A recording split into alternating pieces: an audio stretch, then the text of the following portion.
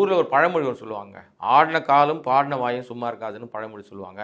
திரையுலகத்தில் இதுதான் கடைசி படம்னு சொன்ன பல பேரும் தொடர்ந்து படம் நடிச்சுட்டே இருக்கிறத நம்ம பார்த்துட்டே இருக்கோம். ரஜினிகாந்த்லாம் பார்த்தீங்கன்னா நீங்கள் வந்து அவர்லாம் 4 படத்துக்கு முன்னாடியே சொன்னாங்க இனிமேல் இவர் படம் நடிக்க மாட்டார், இதோட அவள் தான். ஏன்னா அவர் இடையில ஒரு உடல்நல ரொம்ப சிக்கானப்ப இனிமேல் படம் நடிக்க மாட்டார்னாங்க. அப்புறம் பார்த்தீங்கன்னா அதுக்கப்புறம் ஒரு படம் நடிச்சாரு, அப்புறம் ஒரு படம், அப்படியே ஒரு படம் நடிச்சாரு, அப்படியே ஓடிக்கிட்டே இருந்துச்சு.